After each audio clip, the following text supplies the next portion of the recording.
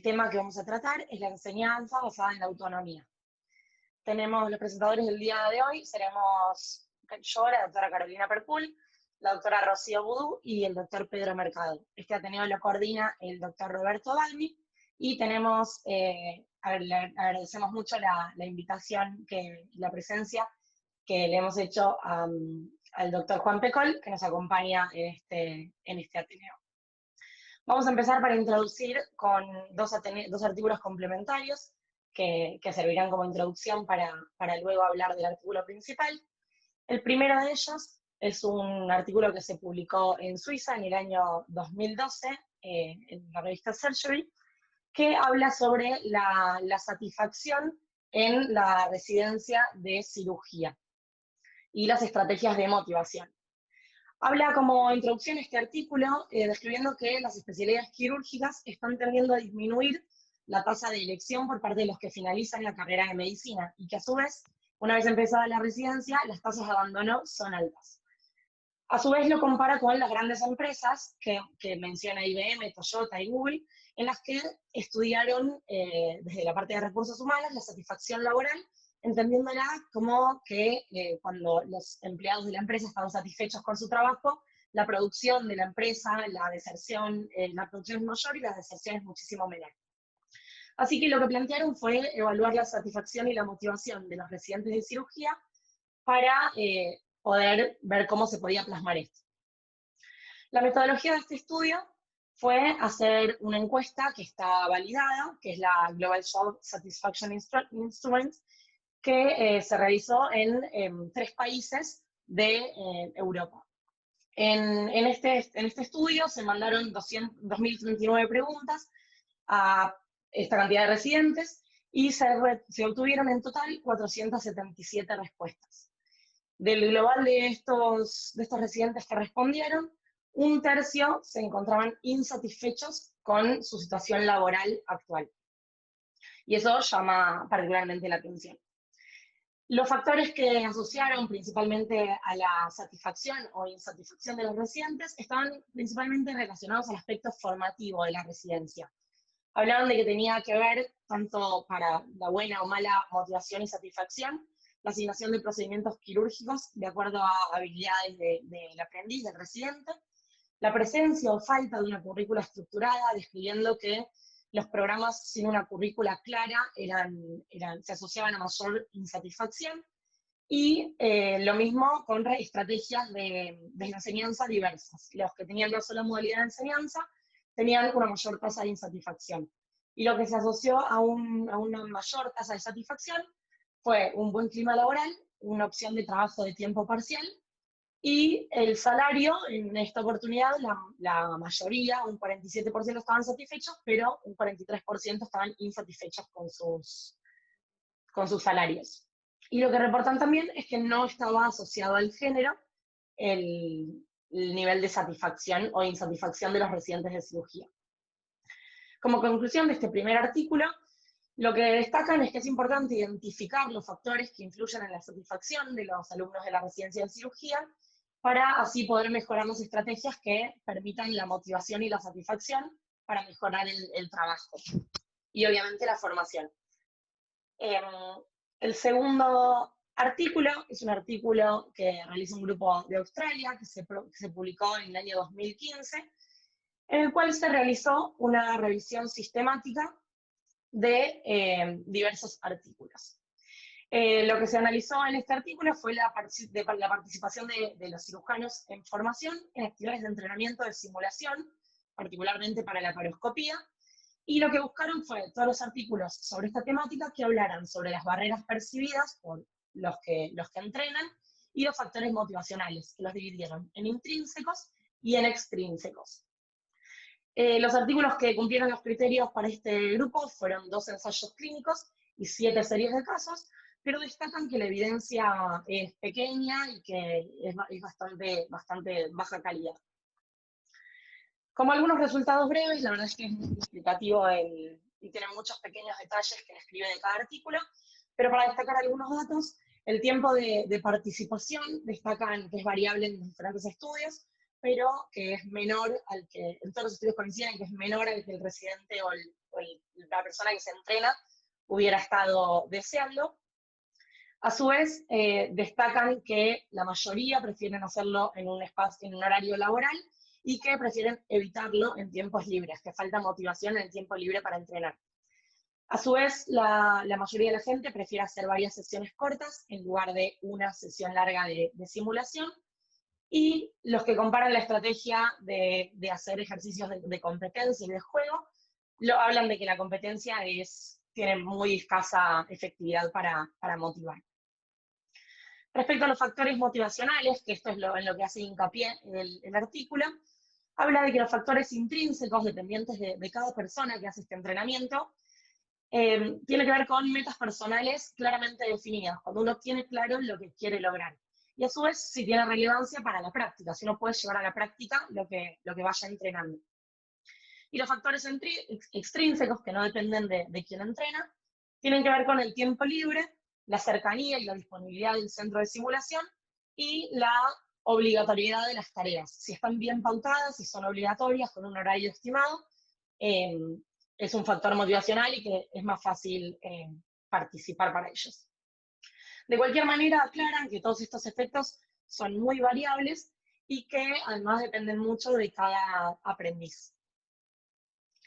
Y respecto a las barreras motivacionales que describen, la verdad es que nombra varias, y entre ellas destaca la falta de tiempo y disponibilidad, que en todos coincidieron que fue una barrera que sin duda dificultó el entrenamiento, a su vez como la imposibilidad de finalizar las prácticas, ya sea por falta de capacidad y por ende frustración, o por falta de tiempo para hacerlo. A su vez describen la fatiga o el cansancio, la falta de realismo y por ende desmotivación con las pruebas que son poco reales en algunos casos de simulación, y la falta de un feedback real y constante con tutores. A su vez, y sobre todo también, la falta, como mencionábamos antes como motivación, también la falta de probarlo, llevarlo a la práctica en quirófano, es algo que era en parte desmotivante para los aprendices. Como conclusión de este artículo, aclaran y repiten nuevamente que la evidencia es bastante limitada y muy variable de acuerdo a cada artículo, pero lo que sí destacan es que el acceso ilimitado a un centro de simulación no es necesario y no es suficiente motivación para que los aprendices que son voluntarios para participar de algún curso o entrenamiento de simulación lo hagan. Por ende, que es importante hacer mucho hincapié en los factores que motivan al entrenamiento para poder así motivarse y fomentar este tipo de estrategia. En base a esto, planteamos este bibliográfico que se tratará de los factores y cómo motivar a la gente para hacer entrenamiento en simulación. Bueno, con respecto al artículo principal, este se titula 12 tips para estimular la motivación intrínseca en estudiantes a través de la autonomía y el apoyo derivado de la teoría de la autodeterminación. Este artículo fue publicado en el año 2011 en la revista Medical Teacher, fue llevado a cabo en la Universidad de Holanda.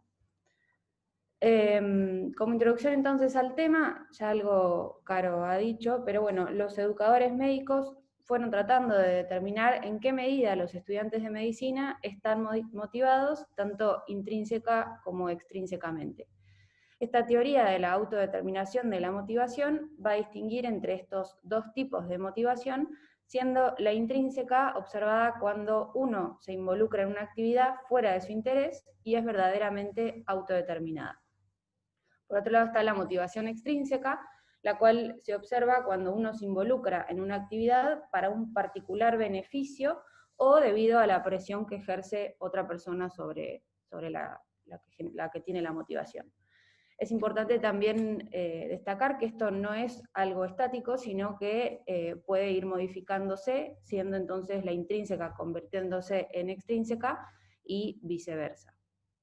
Pero como concepto es importante que la motivación intrínseca se considera el tipo deseado de motivación en los estudiantes y se ha demostrado que está asociada con un aprendizaje profundo, un mejor desempeño y bienestar en comparación con la extrínseca. Con respecto entonces a esta motivación intrínseca que venía comentando, esto depende del cumplimiento de 3 necesidades psicológicas básicas, que está justamente descrita por esta misma teoría, que son la autonomía, la competencia y el parentesco. La autonomía, como todos bien saben, es sentir que uno está realizando una tarea que es de elección propia y obviamente no va a ser entonces forzado ni coaccionado de ninguna manera por otra persona. En cuanto a la competencia, es justamente la sensación de sentirse capaz de aprender el material que se le es dado durante el curso. Y el parentesco hace referencia a lo que es sentir justamente una conexión o un sentido de pertenencia a un grupo, tanto interactuando con los compañeros como con los profesores. La enseñanza entonces de apoyo en esta autonomía propone justamente satisfacer estas necesidades para lograr estimular la motivación intrínseca o autodeterminada entre los estudiantes y obviamente va a ayudar a controlar la conducta del docente. Y por otro lado, esta enseñanza que apoye la autonomía es sumamente importante porque hace que los estudiantes se sientan autónomos y competentes en su aprendizaje, también apoyados por los profesores y fomentando la relación con sus pares. Ahora entonces lo que vamos a presentar son estos 12 consejos prácticos que son derivados de la teoría de la autodeterminación para los profesores de profesionales de la salud sobre cómo participar en conductas de la enseñanza que apoyen esta autonomía con el fin de potenciar esa motivación intrínseca en sus estudiantes. Respecto al primer tip, lo que nombra es de identificar y alimentar lo que los estudiantes necesitan. Para esto es muy importante entender lo que los estudiantes quieren, empatizar con ellos, qué quieren llevarse cada uno de sus clases, hacer que la enseñanza sea más adecuada e interesante, y esto se logra mediante estimulando el interés genuino en el tema, es decir, la misma motivación intrínseca. A veces hay algunos temas, como por ejemplo el metabolismo de la glucosa, que es un tema que per se en la teoría no les puede gustar mucho, pero si lo llevan a cabo a través de un caso clínico, por ejemplo, lo hace ser un poco más llevadero y más interesante para los estudiantes. Con respecto al segundo tip, es hacer que los estados internos de los estudiantes guíen el comportamiento de los mismos. Entonces, como primera aproximación a lo que es el estado interno, se hace, digamos, hincapié en estructurar una lección en torno a las necesidades de los estudiantes para justamente generar un estado de motivación autodeterminada, que eso sería el estado interno, en los estudiantes. Se vio que, digamos, los estudiantes que estén genuinamente interesados en aprender sobre el tema van a invertir más tiempo y esfuerzo en la lectura sobre el tema que justamente les despierta el interés y estarán más atentos a las clases. Y justamente tener un estado interno guiando el comportamiento del estudio en lugar de incentivos externos o, por ejemplo, una amenaza o la sensación de cumplir una determinada tarea, resulta un estímulo eficaz tanto para el interés como la persistencia en el estudio. Con el tercer tip, habla de incentivar la participación activa de todos los estudiantes. Entonces, mediante esto, se crea un aprendizaje mucho más autónomo, creado desde lo más adentro de cada uno de los estudiantes, y es más fácil para el mentor dar el feedback durante la discusión. Eso también refuerza las relaciones entre los estudiantes, esto de lo que hablaba Rocío antes, del parentesco, esta cuestión de relacionarse, de formar un equipo, y también nombra la importancia de la ubicación de los estudiantes en la sala, es decir, cómo se distribuyen todos, no es lo mismo que estén todos uno tras de otro, que si están todos distribuidos en grupos o como sea. Entonces, también dice que acá se pueden armar distintas estrategias, como armar distintos grupos, y que cada uno haga una parte de un tema y discutan entre ellos, y con esto aumenta la autonomía de los estudiantes. Con respecto al cuarto tip, es animar a los estudiantes a aceptar más responsabilidades por su aprendizaje.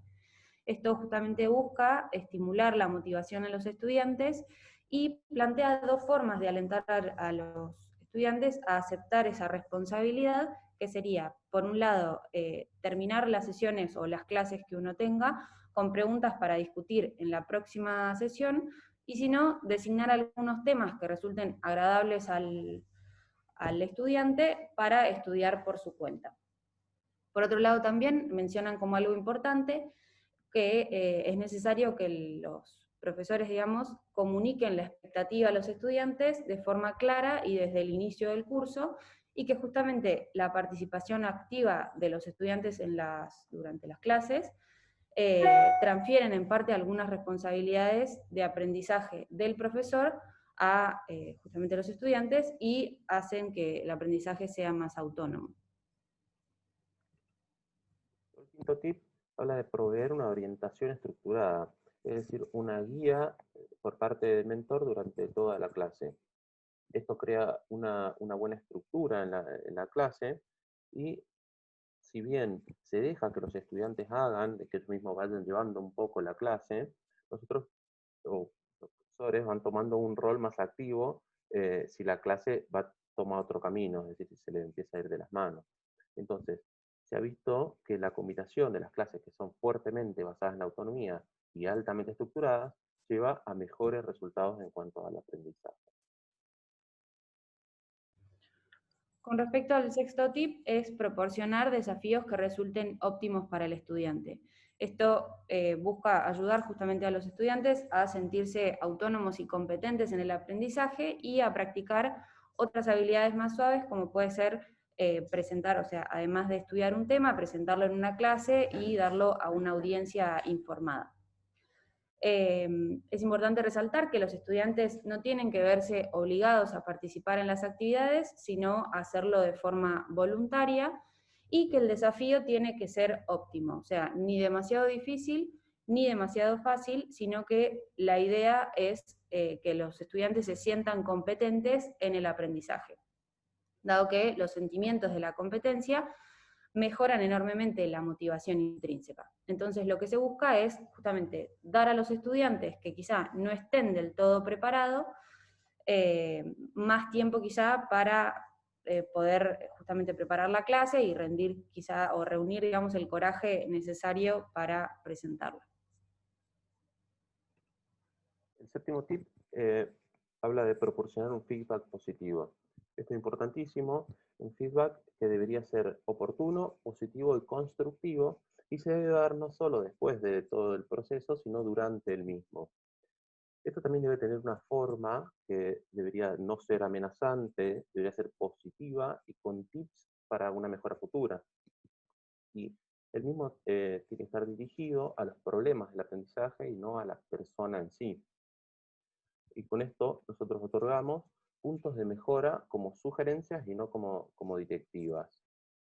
Para dar feedback, propone las reglas de Pendleton, que son reglas que ya están estandarizadas, por las cuales lo primero que se realiza es que el estudiante dice lo que fue bien, luego el mentor dice lo que fue bien, luego el estudiante dice qué puntos de mejora o dónde podría eh, eh, mejorar, y como cuarto paso, el mentor dice dónde puede mejorar y le da estrategias para eso. Bueno, con respecto al octavo tip, es dar el apoyo emocional. Justamente el apoyo emocional implica generar un ambiente que resulte cálido, algo positivo y que sea compartido con el estudiante, donde estos se sientan seguros y cómodos como para expresar los sentimientos, las dudas o las preguntas que les hayan surgido. Es importante, digamos, que esta relación con el profesor sea algo que cumpla con estas características para justamente favorecer a la motivación intrínseca del estudiante. Entonces, se busca crear un sentimiento de comunidad y que los estudiantes puedan sentirse comprometidos con el estudio, porque justamente tienen ahora un sentido de pertenencia. En cuanto al noveno tip, habla de reconocer las expresiones negativas de los estudiantes. Para esto hay que escuchar pacientemente a los estudiantes y empatizar con ellos, como dijimos ya desde el principio, incluso con el desinterés o descontento sobre el tema o sobre la clase que se está otorgando o sobre el día mismo en el que se está dando la clase. Porque los estudiantes también pueden influenciar en las clases mismas con su propio feedback sobre esa clase. Entonces acá también es importante no ser crítico cuando los estudiantes están comunicando todas sus emociones. Acá, por ejemplo, es que algún día haya algún tema que a todos les interesa, pero justo ese día hay un examen, están con otras cosas de otras materias, o hay cuestiones que a todos globalmente los tira para abajo, por así decirlo. Entonces, bueno, reconocerlos y ver cómo entre todos llegar a un acuerdo y hacer que la clase se dé de la mejor manera. Bueno, el tip número 10 señala que busca comunicar el valor en actividades que resulten poco interesantes para el estudiante, sobre todo basado en que aquellos estudiantes que no están motivados pueden tener un efecto negativo tanto en la motivación de otros estudiantes del grupo o hasta incluso en la motivación del maestro. Entonces, es importante por parte del maestro comunicar el valor de hacer estas actividades dando una explicación razonable o involucrando al estudiante. Por ejemplo, para un estudiante, siguiendo el ejemplo que mencionó Pedro anteriormente, que no estén interesados, por ejemplo, en la bioquímica, puede buscar relacionarlo de alguna forma con la vida personal de los estudiantes o buscando, no sé, si hay algún tipo de familiar que padece esto o qué consecuencias tendría no tener conocimiento del tema. Todo buscando a que si los estudiantes entienden el valor de estudiar esa asignatura en particular, lo hagan de forma autónoma y cambiarían la motivación hacia una autodeterminada, en lugar de que el estímulo, digamos, sea externo por parte del maestro. En cuanto al onceavo tip, habla de ofrecer opciones a los estudiantes. Entonces, si por parte del mentor se le dan opciones a los mismos, se fomenta la autonomía de los estudiantes. Ellos mismos tienen la potestad de elegir qué hacer y qué dejar de hacer. Entonces ahí se incluyen los estudiantes en el planeamiento, los hace sentir parte de la clase y mejora también esta motivación intrínseca de la que venimos hablando. Bueno, y por último, el 12º tip propone utilizar palabras como puede o podría en lugar de debe o debería. Entonces, incentiva a usar palabras correctas mientras el profesor guía a los estudiantes en un trabajo y justamente esta enseñanza basada en la autonomía implicaría el uso de estas palabras como usted puede hacer esto o tal vez podría hacerlo de esta manera o es elección, digamos, del alumno. O si desea conocer bien un determinado tema, sería útil que incluya esto en el estudio y no palabras que impongan una cierta obligación. Entonces, buscar expresar comentarios y sugerencias de forma correcta da a los estudiantes la oportunidad de decidir por ellos mismos y, como venimos ya diciendo, mejorar la motivación intrínseca del estudiante. Como conclusión del trabajo, dice que la enseñanza basada en la autonomía es muy beneficiosa para mejorar la motivación intrínseca de los estudiantes. Es que tener estudiantes motivados e interesados en las clases mejora la motivación intrínseca de los profesores, hay algo de reciprocidad en la formación de la clase. Y por último, irónicamente, deberíamos tomar estos 12 tips como directivas en vez de como sugerencias u opciones para mejorar la motivación intrínseca de los profesores mismos e incorporar estos tips en los estilos de enseñanza. Luego, para terminar, algo que hacemos en todos los artículos bibliográficos por parte del servicio, es este checklist donde vemos si el título es acorde al tema estudiado, sí, si fue publicado en la plataforma validada, sí, pero en cuanto preguntamos qué busco leyendo al artículo, cuál es el objetivo de las opciones que se nos otorgan o que tenemos para elegir, la verdad que no aplicaría para ninguna de estas, al igual que todo el resto de las preguntas. Ahora sí, pasamos a comentarios finales por parte del doctor Bagni y de los panelistas. Bueno, muchas gracias a todos por estar acá. Nada, la idea de este artículo y de los artículos que presentamos tienen que ver con nada, la motivación que tenemos a nivel interno, tanto los residentes como los médicos de planta que trabajamos acá en el servicio. Primero pedir disculpas porque soy un poco injusto en la época del año en la que estoy hablando de motivación. La última semana estamos todos quemados en un año muy, muy malo. Pero bueno, en parte esto surgió por todos los aspectos de la residencia, pero principalmente porque nosotros empezamos un año con mucha simulación, hicimos los trainers itinerantes, compramos instrumental, los residentes se llevaron equipos a su casa, que se los iban pasando, fuimos invitados a los cursos del Garraham que se rotaba, con mucha energía, y nada, eso finalmente en los últimos tiempos fue decayendo, cada vez se usa menos, el trainer está acá arriba del escritorio hace ya por lo menos un mes sin que nadie lo use. Entonces uno, digamos, cuando ve estas cosas, se pone a pensar qué es lo que uno debería hacer como para tratar de que ese entusiasmo inicial se pueda mantener y qué utilidad darle a todo esto que iniciamos, especialmente con simulación, pero todo esto se aplica a todos los aspectos de lo que hacemos a nivel formativo en la residencia. Nada, el primer artículo habla principalmente de las cosas que ve el residente en su residencia, y qué son las cosas que lo motivan, y qué es lo que creen que hace que su residencia sea algo bueno.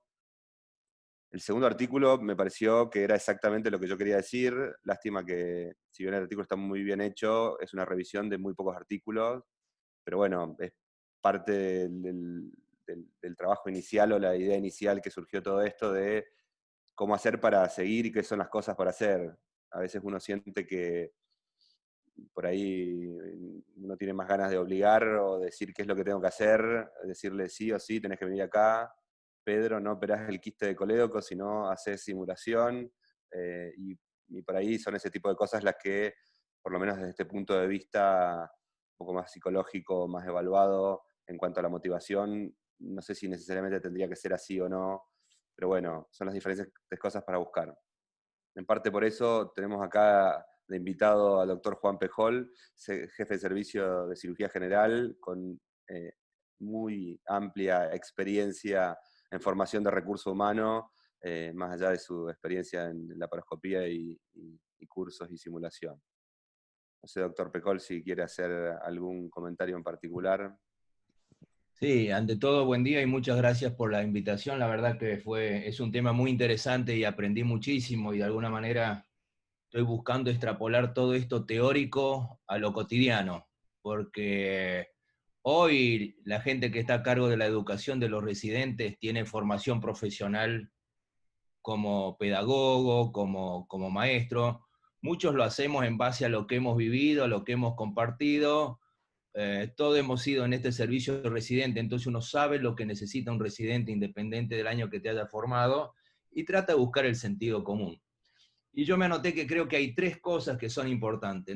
No hay duda que la motivación es la clave, y creo que este año se demostró que si no estamos motivados, nos vamos para abajo. Lo primero y que lo mencionaron muy bien, es que la gente busca estar satisfecha. El que no está satisfecho, no hay forma de motivarlo. Entonces tenemos que ver, hay una fórmula que es muy sencilla, que es lo que es la satisfacción.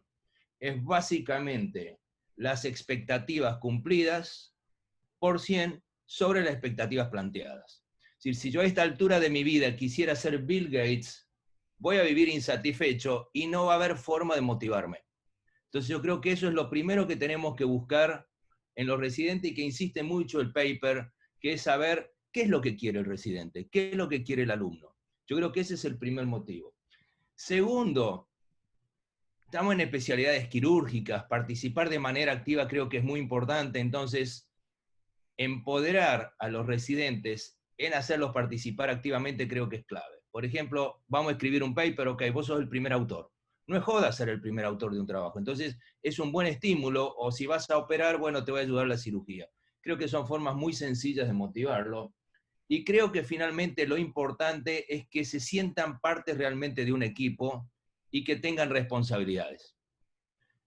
Porque lógicamente viene el concepto, los baby boomers versus los millennials. Los baby boomers somos unos viejos imposibles que no nos adaptamos, y por otro lado tenemos los millennials que viven entre algodones. ¿Cómo hacemos para estar en el medio?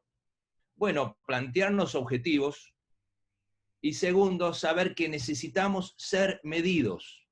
Tenemos que medir las cosas, lo dicen muy bien, busquemos resultados objetivos para poder compararlos en el tiempo.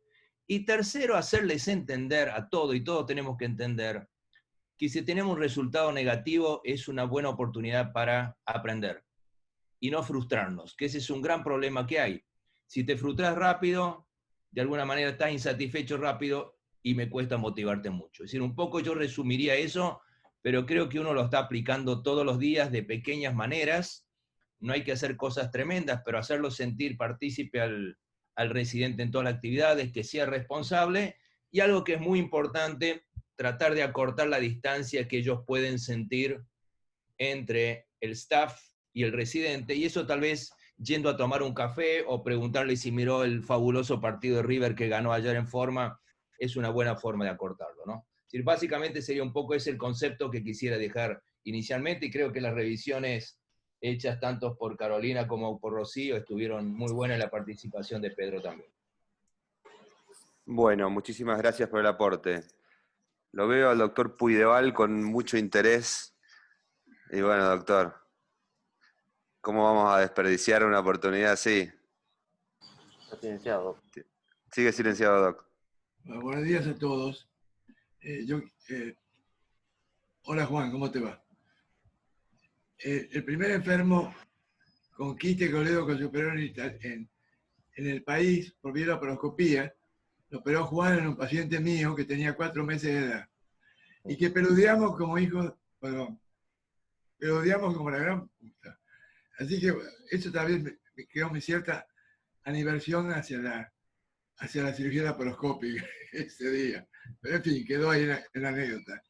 ¿Te acordás, Juan, no? Sí, Pero el punto es este. Me encantó otra vez, digo que todos los que están ahí, todos se formaron por residencia. Yo no. En la época mía no había residencia.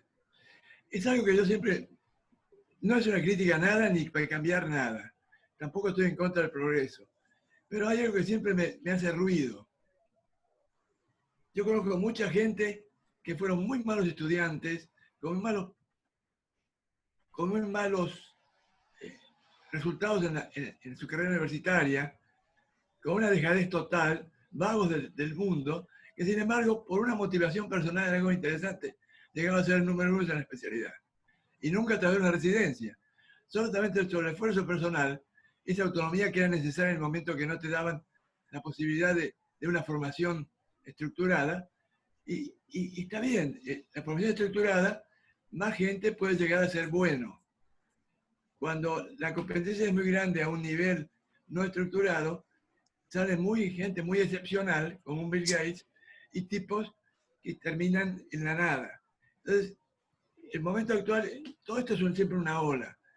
Una cosa, eso está pasado, exprimido. Llegás ahora y estamos, en lo que tenemos ahora tenemos que establecer bases como para tomar algo de eso que pasó, para mejorar esto. Yo les recomiendo a todos leer un libro que se llama El hombre del cuchillo, que es la historia de Hunter hace 250 años. Lo leímos junto con Eduardo Ruiz y es espectacular cómo te enseña como una motivación personal. Era un tipo que era un labriego, llegó a ser un tipo que figura en todos los anales de la cirugía formal. Quiere decir que yo creo que la autonomía es básica para lo que vos tenés. Pero dentro de esa autonomía tiene que haber competencia. El hecho de que vos tengas un papelito que te diga que vos sos especialista en esto, no implica que vos sos especialista en esto. Tu especialidad está en lo que vos hacés bien y lo que vos tenés que mejorar para hacerlo mejor. Y hay que tener cuidado con todos estos trabajos, porque el segundo trabajo me impresiona que está dirigido a establecer pautas de procedimientos técnicos. Yo creo que el cirujano no es un técnico quirúrgico, y eso me va a escuchar en todas las veces que hablo. Yo le decía a Jean Antonio, yo soy tan pediatra como vos, pero soy mejor que vos porque además puedo operar. La cirugía es un procedimiento terapéutico, pero uno es médico y es clínico previo a la cirugía. Y si no es médico y clínico, no va a ser nunca un buen cirujano, aunque opere brillantemente una cirugía, tanto laparoscópica como convencional. El cirujano es aquel que es un clínico quirúrgico, no quiero hablar más porque a la larga termino mal. Está bien. Gracias.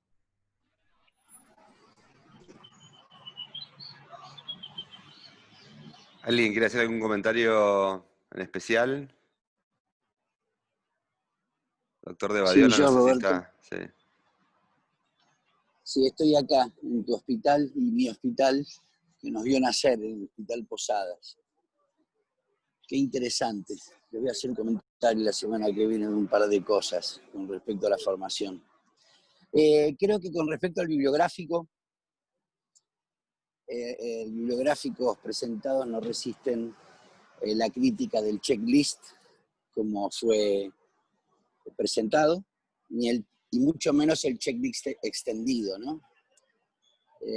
Inclusive se deja ver fácilmente que los 15 puntos que se nombraron son expresiones de deseo sin evidencia. Todas estas propuestas que hoy el avance de la pedagogía y la formación de profesores en la docencia y demás, que todos nos necesitamos pasar por esto, sobre todo en los últimos años, como algo obligatorio, el que tiene contacto con formación de recursos humanos, hoy cualquiera que pretenda enseñar, por supuesto que todas las situaciones esas deben ser consideradas. Pero también es verdad que no muestra evidencia el bibliográfico de que esto haya sido mejor que otra cosa. Y por lo tanto, creo que una cosa es la adaptación en nuestra sociedad a las nuevas generaciones, de cómo les gusta ser tratadas, y esto los predispone a un mejor aprendizaje. Y otra cosa es que las nuevas generaciones diseñen su currículum y que en alguna oportunidad no van a cumplir con los objetivos que puso el programa de residencia. Porque si le vamos a dar las nociones para que aprendan con lo que ellos van a estar satisfechos, por ahí no incluyen en su satisfacción objetivos que están puestos en el programa de residencia, y entonces sería un fracaso. Así que creo que estos trabajos, que son, digamos, expresiones de lo que debería ser la pedagogía moderna, para incorporarla a la pedagogía de expertos, como fue clásicamente, por lo menos en las ramas quirúrgicas, creo que hay que agregar, por supuesto, todo lo que obviamente está bien, y hay que promover el biofeedback, pero fíjense que tampoco considera mucho la evaluación de estos trabajos. Casi en ningún momento propone cómo deben ser evaluados para el mejor aprendizaje. Y eso tiene que ver con que parecería que está escrito desde los estudiantes hacia los profesores, el trabajo, o desde psicopedagogos hacia los expertos. Pero nada, es para balancear un poquitito digamos, los extremos, ¿no? De dónde a dónde tenemos que ir. Pero debe haber algún trabajo científico que podríamos incorporar a un bibliográfico que tenga mayor evidencia de qué es lo mejor. Sí, obvio. Acá igual está hablando más que nada de la motivación, que es algo que difícilmente de evaluar o de, no sé, hacer algún trabajo sobre esto para cómo motivar. Entonces, bueno, supongo que hablan desde la visión de profesionales de la salud que están, bueno, ver cómo ellos usaron estrategias para motivar estudiantes, que obviamente lo tenemos que traspolar nosotros a profesionales de la salud motivando residentes. Pero no nos cuentan si les dio resultado o no. Bueno, es una expresión de deseo. Obvio. Entonces, igual esto es motivación, entonces después tiene que aprobar el examen, ¿no? Entonces no es un trabajo científico en un bibliográfico, sino que es una expresión de deseos de lo que debería ser. Ahora, si es mejor o peor, los resultados no lo marcaron. Igual esto es una forma de motivación, pero el estudiante después tiene que rendir el examen y aprobarlo. No quiere decir que esta es la única forma de aprender. Pero nada, son algunos pequeños trucos. Roberto, habrás escuchado por ahí que la tendencia de los exámenes hoy en día son hasta de no poner una calificación. Sí, pero bueno, hoy en nuestra residencia pasa que el residente pasa de año porque llegó el 31 de junio, 31 de mayo. Creo que el resultado no se mide por el examen, creo que se mide más por la satisfacción personal de que cumplió el aprendizaje, que le motiva un paso más adelante. Esa es la autonomía. El examen es un hito, es un papelito. A vos no vas a ser mejor o peor cirujano si tenés un diploma. Vas a ser mejor o peor cirujano si lo que vas a hacer es lo desarrollás, te entusiasma y creces. Eso es lo que hay que fomentar. Uno tendría que tener a un residente que tengas, y yo lo he hecho, que lo veo que está haciendo algo por un motivo distinto a lo que a él le interesa. Hacerle ver que no está en el camino correcto. Esa es la obligación de uno como educador. Pero, y detectar eso, en forma grosera la detectás. Yo no soy psicólogo, de otra forma sí. Entonces yo creo que el resultado de una formación es la satisfacción que tiene la persona y cómo se va a desarrollar en la sociedad su actividad. Y para eso necesita la autonomía para haber llegado a eso. No solamente la competencia para ser mejor, sino la competencia para mejorar él en su fuero íntimo. Sí, seguro, pero digamos, el tener la motivación hace que en el momento de la residencia, que es muy corto, aprovechen al máximo todo el aprendizaje que tengan en ese momento. Nosotros por ahí acá estamos en un lugar en el que los residentes tienen una situación privilegiada en cuanto a formación, recurso humano y disponibilidad de pacientes. Yo, por ejemplo, hice mi residencia de cirugía pediátrica en el Posadas, igual que el doctor de Badiola, y ahí había que aprovechar un poco más los casos y estar un poco más preparado para que no se te escape nada. A veces uno por ahí se queja de que el residente viene el día de la cirugía con el paciente dormido, lavado, diciendo que vamos a operar. Y bueno, nada, uno cuando viene de afuera sabe que para llegar a ese momento hay que hacer muchísimas más cosas. Sí. No critiquemos la residencia. ¿Y vos estabas motivado, Roberto?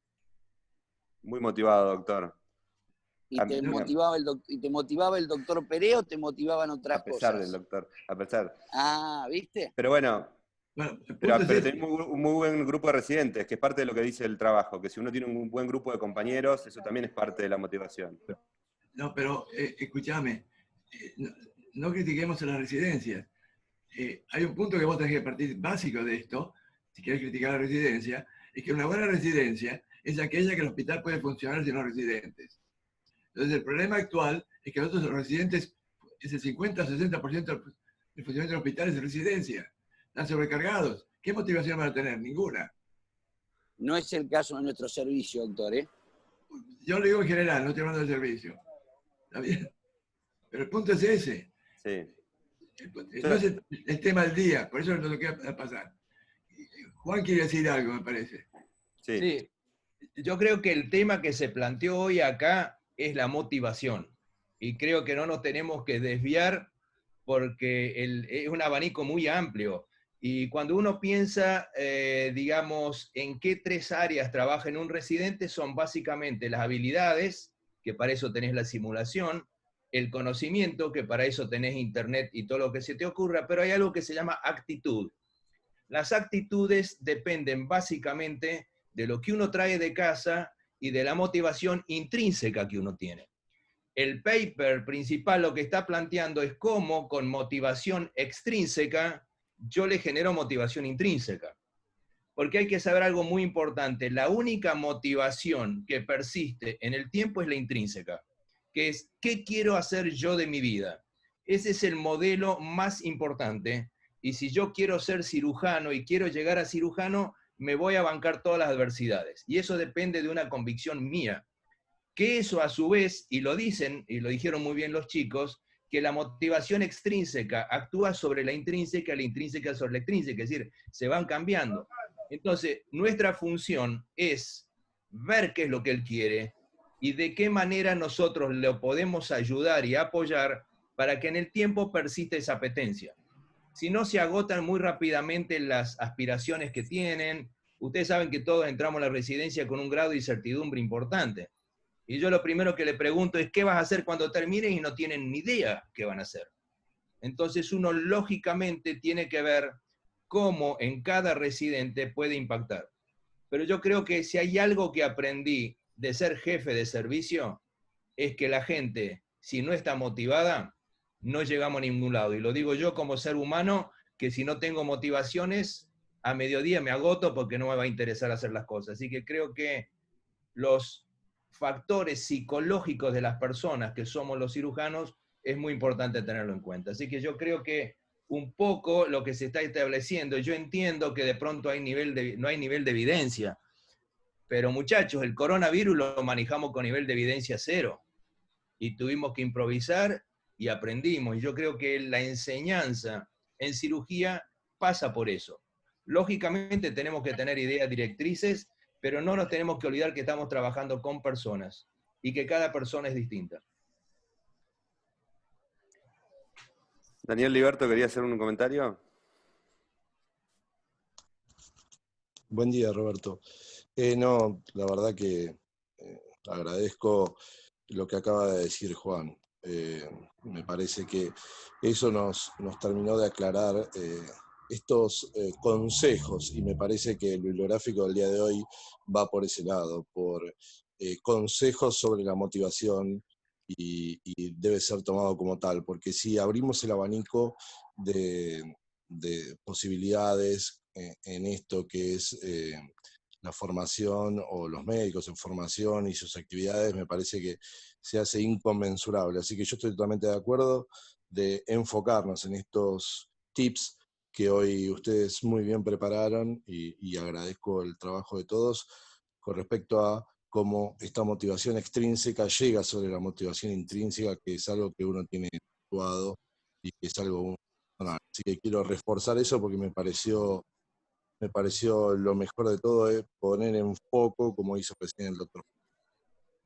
Un saludo y agradezco nuevamente estos tips que nos pueden ayudar aún más a ser mejor docentes, a ser mejor tutores en este importante proceso que es la formación de los médicos que tenemos acá.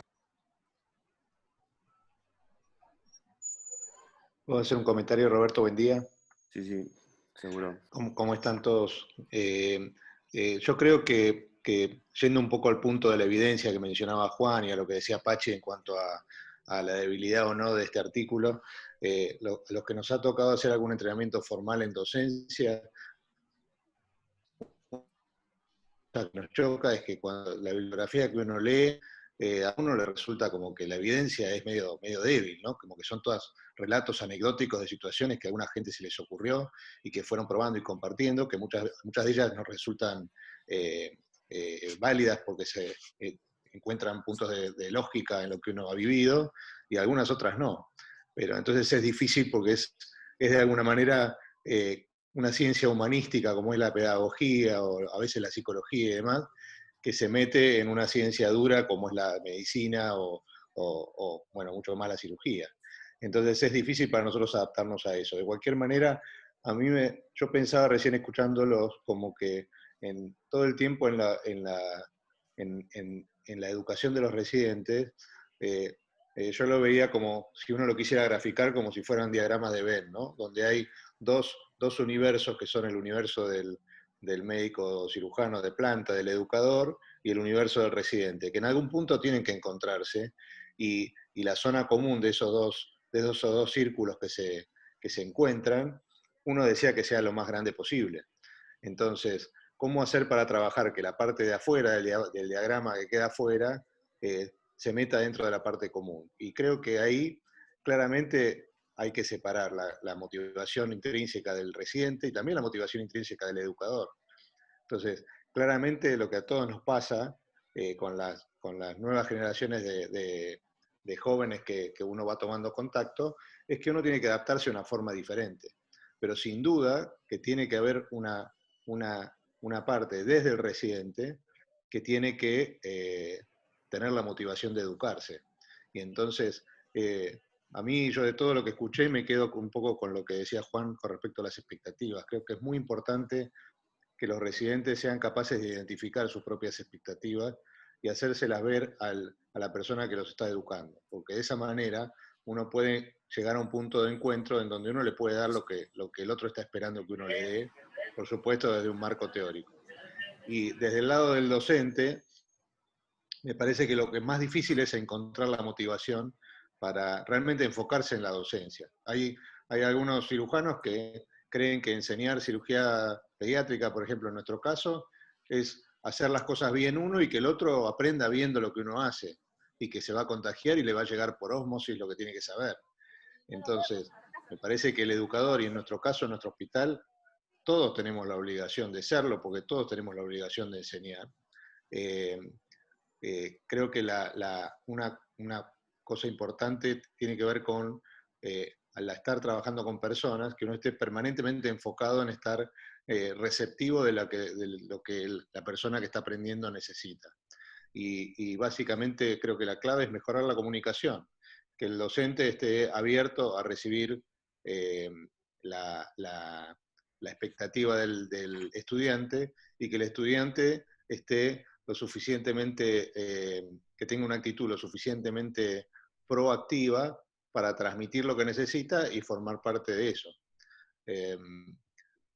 Una pregunta, no sé si hay tiempo, pero una cosa que me interesaba conocer la opinión de Juan Pecol es cómo hacer para motivar a los cirujanos, ¿no? Que hoy en día, sobre todo en las especialidades quirúrgicas, estamos todos con mucha carga de trabajo, muchas horas de esfuerzo, tanto asistencial como académico.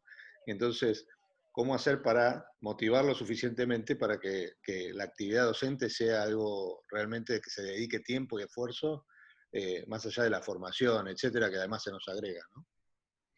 Sí, buenísima la pregunta. Y creo que es un desafío. Creo que este año nos mostró justamente, nos sacó de todos los paradigmas que tenemos, de todos los modelos, nos tuvimos que adaptar.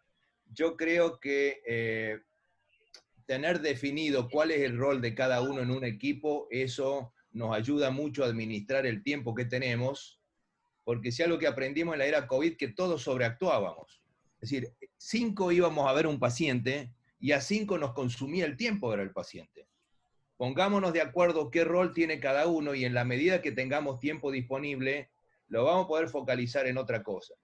Y algo que no es menor y que no es fácil de implementar, y en la Universidad de Virginia lo hicieron, es un reconocimiento económico por la actividad docente. Que eso no nos pasa. Es decir, nosotros, nuestro ingreso es lo que operamos, lo que vemos, pero todo lo extra que hacemos no tiene un reconocimiento económico. Creo que si hay un reconocimiento económico, podría llegar a ser que actitudes de algunas personas cambien un poco. Y en la Universidad de Virginia lo han hecho, entonces cada staff, el sueldo que tiene depende cuántas pacientes opera, cuántas horas hace consultorio, cuánto tiempo le dedica a los residentes, cuántas clases da. Es decir, creo que es una metodología o un modelo que probablemente tengamos que revisar, porque creo que el ser docente implica tiempo y el tiempo vale. Así que creo que ese tal vez es un tópico que por ahí suene medio raro, decir, uy, todo pasa por la guita. No, no pasa por la guita, pero el tiempo es tiempo, y el tiempo de todos vale, ¿no? Así que yo creo que un poco esa es una cosa que dejo como inquietud. No sé si te contesté, Pablo. Sí, Juan, me parece que son puntos justamente que uno se cuestiona y que están en la discusión. Sí. Roberto, hay una pregunta de Daniel Carauni ahí en el chat. Sí, el doctor Carauni pregunta, digamos, qué hacer cuando uno tiene un residente que no está motivado. Se lo invita a salir del servicio, a esperar que se termine su residencia y se vaya. ¿Cómo hacer cuando uno tiene un residente que no está motivado?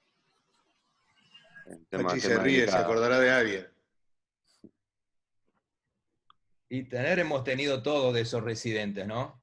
Creo que lo que uno tiene que plantearse es por qué si el residente no está motivado. Nos ha pasado de todo. Uno ve cuando abandonan, nos pasó, tenemos una anécdota buenísima con Eduardo, que un residente más o menos a los 8 meses de estar en la residencia, dice, doctores, ustedes me hicieron descreer en lo que es la medicina y la cirugía. Dejé de amarla. Con lo cual con Eduardo nos sentimos pésimos, dijimos, por Dios, qué desastre hicimos. Entonces dijimos, bueno, seguramente fuimos muy exigentes en la residencia. Entonces dijimos, ok, vas a dejar esta residencia, ¿y a qué residencia te vas a ir? Y nos dice, no, mire, dejo la medicina y me voy a dedicar a ser actor.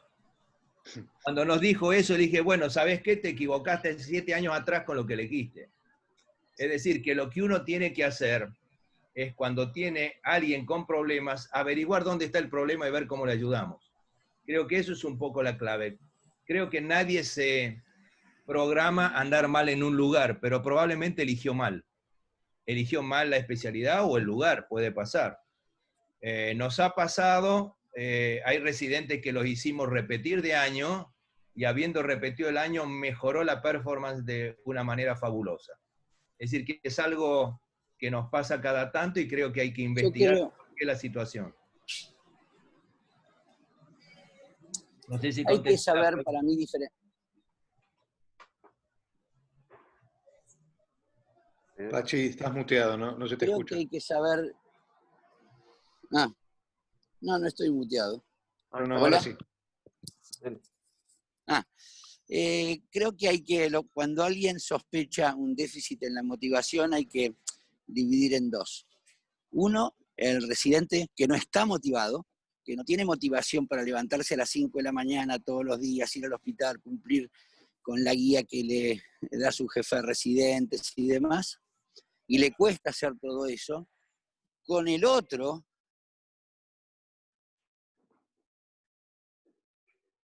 Lo perdimos.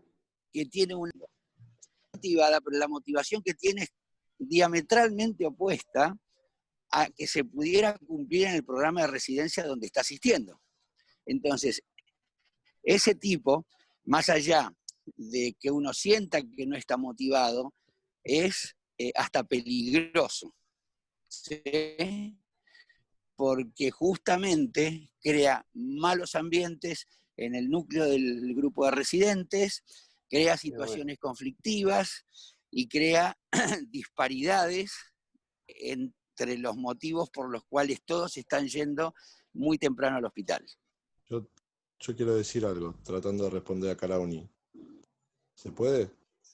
Sí, Dani. Sí. Estamos. Justamente. Es una excelente pregunta porque me parece que muchas veces, y tomando alguna frase del doctor de Badiola, uno trata de correrle el culo a la jeringa en este tipo de situaciones. Y a mí me parece que lo que hay que hacer es poner en un momento decidido toda la energía para eso. ¿Por qué? Porque a esa persona primero hay que, como tomando un poco también lo que decía Juan, ayudarla sí o sí a descubrir qué es lo que realmente lo motiva, qué es lo que realmente quiere hacer y de esa manera guiarlo, porque además está como algo humanitario. Y lo segundo, por lo que yo también estaba pensando, de acuerdo a lo que decía Apache, es por lo que genera en el ámbito del resto de los médicos en formación. Así que me parece que respondiéndole a Daniel, hay que tomar el toro por las astas en ese tipo de situaciones y no solo ayudarlo, sino también darle un tiempo especial para poder solucionar ese problema, que es un problema muy importante. La pregunta tiene que ver con algo que es realmente importante porque la residencia hay que verla todo en un contexto, en un grupo de trabajo. Ese es mi pensamiento. Yo puedo sumar otra... No, dale. Lo que yo dije es esto. Estamos viendo la solución una vez que entró. Yo creo que tiene que mejorar el ingreso a una residencia. Porque hay muchos tipos que se quedan que merecen tener la residencia. Y muchos que entran porque tienen la capacidad para haber juntado papelitos y entran a la residencia. Y son los que después se encuentran desmotivados, como con todo. Nosotros tenemos gente que dejó la residencia. Y si usted se toma el trabajo de lo que yo me acuerdo cuando estaba más activo en la sociedad, la cantidad de residentes de cirugía pediátrica que terminaron su residencia, que después nunca fueron cirujanos pediatras. O sea, fue un tiempo desperdiciado. Entonces uno tiene que prevenir en esto y no trabajar sobre el problema. Creo que el problema lo tenés que ver cómo lo motivás o todo lo que viene. Pero creo que lo fundamental es la prevención de esto. Cuando yo contaba lo que había pre-residencia, después de una residencia, es que hay que tomar algo de eso para ver cómo conseguimos que la persona que entra en una residencia esté motivado para lo que va a hacer.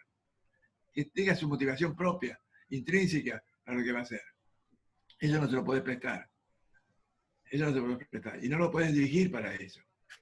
Bueno. Perdón, pero estamos con el horario cumplido. Antes de terminar, le quería preguntar al doctor Pecol si nos quiere hacer un pequeño comentario de su futuro libro, que se publica en breve.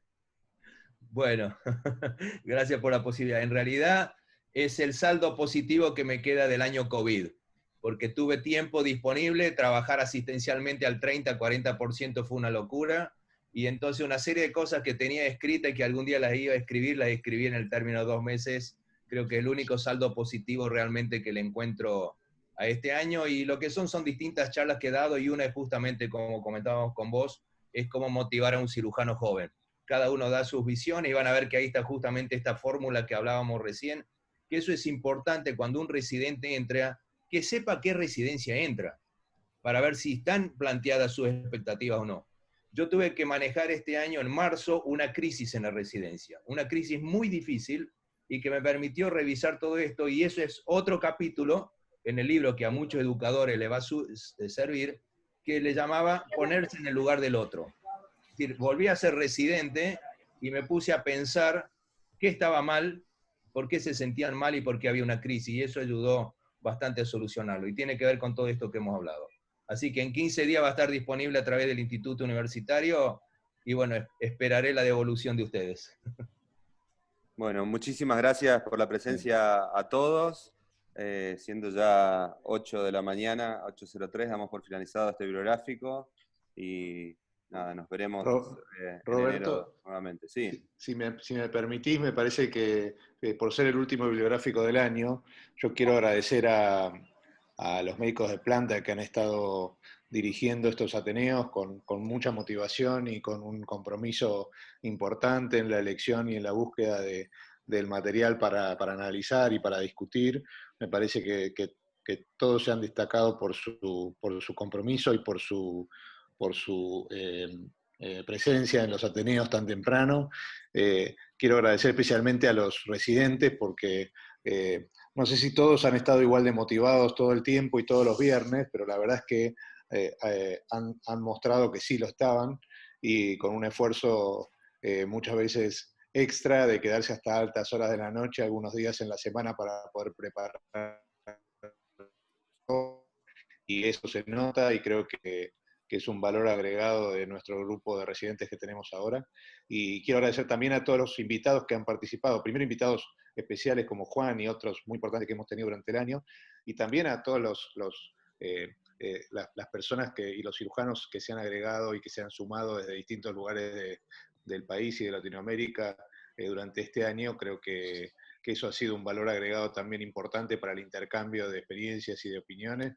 Así que bueno, los próximos 2 viernes vamos a estar de descanso con los bibliográficos, pero a partir del primer viernes de enero seguramente seguiremos con esta actividad para los que sigan motivados.